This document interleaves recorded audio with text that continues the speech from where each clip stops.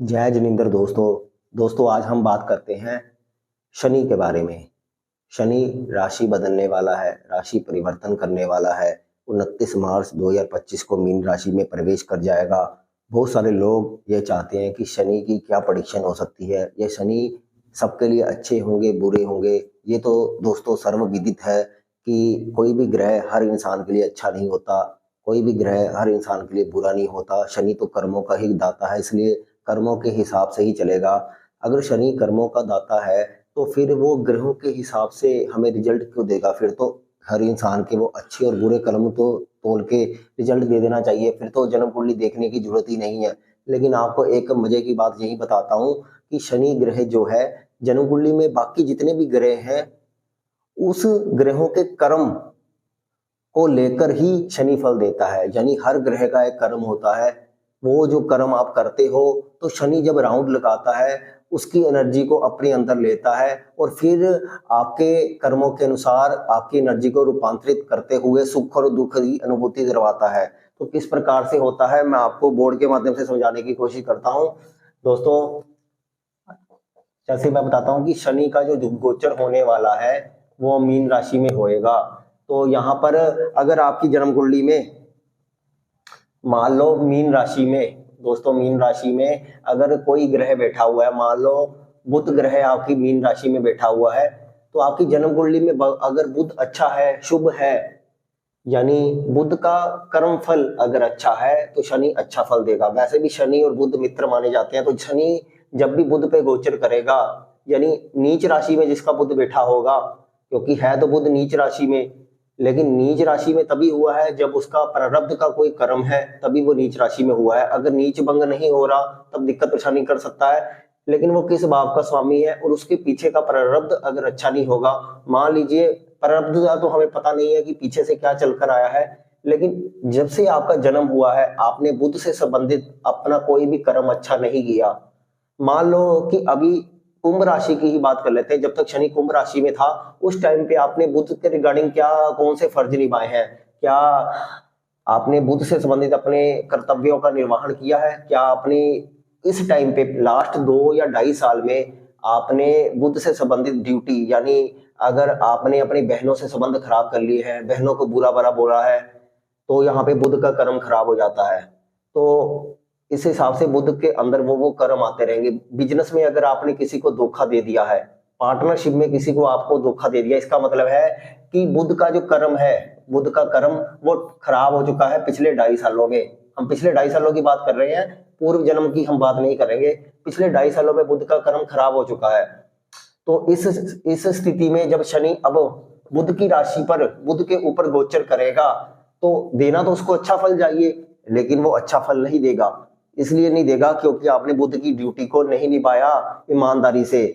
ये मैं आपको बहुत ही जबरदस्त बात बता रहा हूं, यानी पिछले 2 4 5 10 सालों में आपने बुध को बहुत ज्यादा प्रताड़ित किया है, अपनी वाणी से लोगों को हर्ट किया है, बहनों के साथ बुरा व्यवहार किया है, बेटियों को इज्जत नहीं दी है, या किसी बुध से रिलेटेड चीजों का आपने अपमान किया है, पार्टनरशिप में धोखा दिया है, बिजनेस में धोखाधड़ी की है ना। जब आप बुध को हम ब्याज से भी जोड़ते हैं, या आपने किसी के ब्याज के पैसे वापस नहीं किए हैं, किसी से उधारी ले ली है उसके पैसे वापस नहीं किए हैं, तो शनि जब भी अब बुध के ऊपर गोचर करेगा तो उसके बुरे रिजल्ट ही आपको मिलेंगे। चाहे बुध किसी भी भाव का स्वामी हो, अच्छे भाव का स्वामी हो, लेकिन वहां पे बुध का कर्म खराब है। अब शनि कर्मों का दाता है, तो सीधा सा अर्थ है कि शनि बुध के, जो आपने बुध के बुरे कर्म किए हैं, शनि उसका प्रभाव अपने अंदर ले लेगा, फिर वो एनर्जी आपके ऊपर छोड़ देगा, फिर आपके जीवन में दुख की अनुभूति होने लगेगी। ऐसे ही अगर आपने बुध के कर्म अच्छे किए हैं, बुध का बहुत ही सम्मान किया है, बिजनेस को ईमानदारी से निभाया है, पार्टनरशिप में लॉयल रहे हो, लोगों के पैसे सही समय पर आपने दे दिए हैं, किसी का हक नहीं मारा, तो ये शनि जब बुध के ऊपर ट्रांजिट करेगा तो अच्छा रहेगा।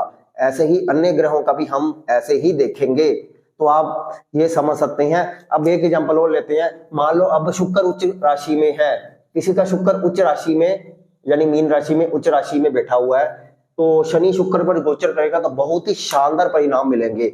ऐसे लोगों को वाहन, मकान, सभी प्रकार के सुख सुविधाएं मिल सकती हैं, अच्छा फाइनेंशियल गेन मिल सकता है। लेकिन आपने पिछले कुछ सालों से पिछले कुछ सालों से आपने शुक्र से संबंधित अपनी ड्यूटी नहीं निभाई है, यानी आपने ऐसी कई स्त्रियों का अपमान किया है, आपने अपनी पत्नी को बहुत ज्यादा टॉर्चर किया है, आप अपने पति को बहुत ज्यादा टॉर्चर किया है, या फिर आपने, या आपकी शादी ही नहीं हुई है, मान लो आपकी शादी नहीं हुई है, लेकिन फिर भी आपने अपने प्रेमी प्रेमिका के साथ धोखा किया है और चीटिंग की है, तो ऐसे समय में जब शुक्र पर गोचर होगा तो वो नुकसान करेगा, है ना। ऐसे ही शुक्र वाहन और प्रॉपर्टी का कारक भी माना जाता है, क्योंकि वो बनी बनाई प्रॉपर्टी होती है। आपने किसी की प्रॉपर्टी पर पहले से हक जमा रखा है, या किसी के बारे में आपकी बुरी नजर है, आपने किसी का वाहन को नुकसान पहुंचाया है, तो ऐसे में शनि जब शुक्र के ऊपर गोचर करेगा तो वाहन से एक्सीडेंट का योग भी बना सकता है। लेकिन अगर आपने ऐसा कोई कर्म नहीं किया तो आपको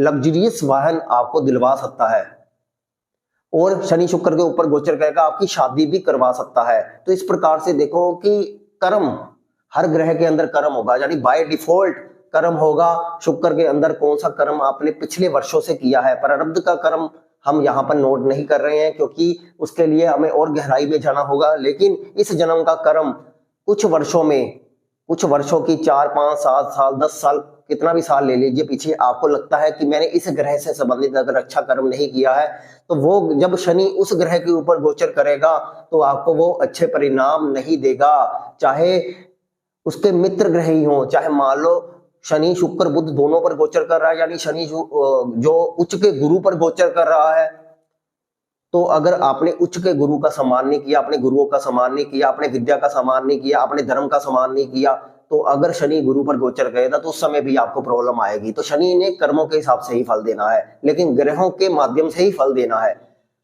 क्योंकि शनि कर्मों को ग्रहों के रूप में एनर्जी को ट्रांसफर करके आपका वो रिजल्ट पहुंचा देगा। इसलिए हम कहते तो हमेशा यही है कि शनि कर्म के हिसाब से फल दे रहा है, आपने ही ऐसे कर्म किए होंगे, लेकिन वास्तव में वो ग्रह के कर्म होते हैं जो बाकी ग्रह होते हैं, शनि उसका फल अपने अंदर ले लेता है और आपको वो दे देता है।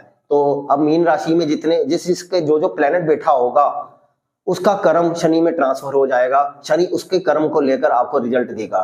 तो मीन राशि में बैठे हुए ग्रहों को देखें, कर्क राशि में बैठे हुए ग्रहों को देखें, वृश्चिक राशि में बैठे हुए ग्रहों को देखें, तो आपको बहुत सारे परिणाम देखने को मिलेंगे। आपको समझ आएगा कि कौन सा कर्म मुझे अच्छा करना चाहिए और कौन से कर्म को मुझे खराब नहीं करना चाहिए, या मुझे खराब रिजल्ट मिल रहा है तो मुझे किस कर्म के कारण मिल रहा है, तो मैंने पास्ट में क्या क्या गलतियां की थी।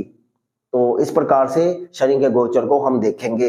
हम वो वाली बातें नहीं करेंगे जो सभी एस्ट्रोलॉजर करते हैं कि ये राशि में ये हो जाएगा, ये मालामाल हो जाओगे, ये हो जाएगा। ये सब बेकार की बातें हैं। ये अच्छी वीडियो को अगर आप देखना चाहते हैं, समझना चाहते हैं, तो वीडियो को शेयर करें, लाइक करें, ताकि और हम वीडियो भी बनाएं इसके बारे में। धन्यवाद दोस्तों।